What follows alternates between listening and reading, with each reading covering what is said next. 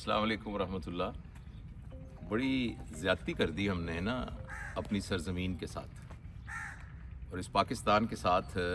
اگر پاکستان ایک زندہ یعنی مجسم ہو تو ہمیں نہیں پتہ، یہ زمین بھی ہو سکتا ہے زندہ ہو اور زندگی کی وہ والی فارم ہو جو ہمیں سمجھ نہ ہو اس کی۔ تو اگر پاکستان ایک مجسم ہو تو میرے ذہن میں ایک تصور آتا ہے کہ ایک 80 سال کا ایک بہت ہی، جس کے سر کے اوپر سفید بال ہوں، جس طرح ہمارے ہمالہ کے اوپر جو ہے وہ برف کی ٹوپی لگی ہوئی ہے، اور اس کے پاؤں جو ہیں وہ ایک چھوٹے سے تالاب میں ہوں جیسے کراچی کا سمندر ہے، اور اس کا ایک خوبصورت کشادہ سینہ ہو جیسے کہ پنجاب ہے، اور بہت ہی متحرک قسم کے اس کے شولڈرز ہوں جیسے ہمارا KPK ہے، اور اسی طریقے سے بہت ہی وسیع اس کے جو ہے اس کی سائڈز ہوں جیسے بلوچستان ہے۔ تو ایسا ایک بزرگ بیٹھا ہو تو اپنے بچوں کے بارے میں سوچ کے کہہ رہا ہوگا کہ یار کتنے نااہل بچے ہیں، کتنے نکمے بچے ہیں، اور کتنے یہ احسان فراموش بچے ہیں کہ انہوں نے میرا بالکل خیال نہیں رکھا۔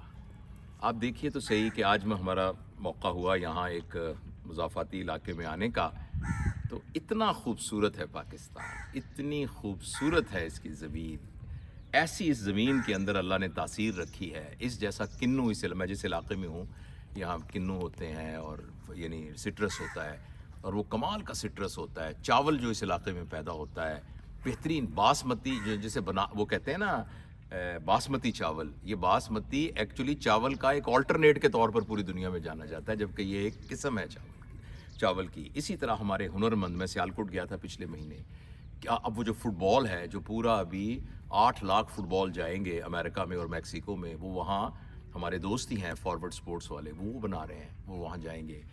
کھیلوں کا سامان وہاں بنتا ہے، سرجیکل گڈ وہاں بنتے ہیں، منرلز اتنے ہیں، ہماری منرل کا اتنا پوٹینشل ہے۔ اور آپ کو پتہ ہے دنیا کے اندر ڈالر جو ہے اس کے بارے میں بڑا آج کل خدشہ ہے کہ پتہ نہیں اس کی ویلیو رہے گی کہ نہیں رہے گی، اسی لیے لوگ پینک میں سونا چاندی خرید رہے ہیں۔ اور بھی یہ پتہ چل رہا ہے کہ پریشس میٹل جو ہے نا وہ اصل میں ایسٹس ہوں گے ملکوں کے، اور پاکستان اس سے بھرا ہوا ہے، سیاحت کا اتنا پوٹینشل ہے، لیکن نالائق بچوں نے اپنی اس میراث کا خیال نہیں رکھا۔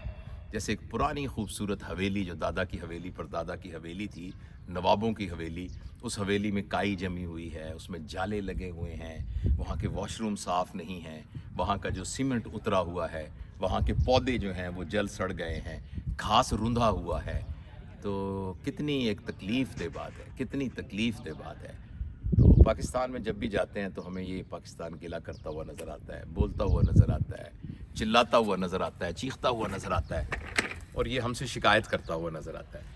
ایک چیز میں پاکستان کے بارے میں بہت ہی ایمانداری سے عرض کر سکتا ہوں کہ پاکستان میں بہت ساری چیزیں تباہ ہوئی ہیں، یہاں ادارے تباہ ہوئے ہیں، یہاں کے نظام تباہ ہوئے ہیں، ریلوے اب کچھ بہتر ہوئی ہے، باقی جو ہمارے چیزیں ساری تباہ ہوئی ہیں۔ ایک چیز ابھی بھی ہمارے پاس موجود ہے، اور یہ وہ اس بیج کی طرح ہے کہ جس کو زمین میں ڈال کر اور اس سے ایک تناور درخت اگایا جا سکتا ہے۔ تناور درخت بھی برگد کا درخت اگایا جا سکتا ہے جس کے سائے میں پوری کی پوری بارات بیٹھ سکتی تھی۔ اور وہ جو چیز جو ہم نے ابھی تک لوز نہیں کی، اس چیز کا نام ہے پوٹینشل۔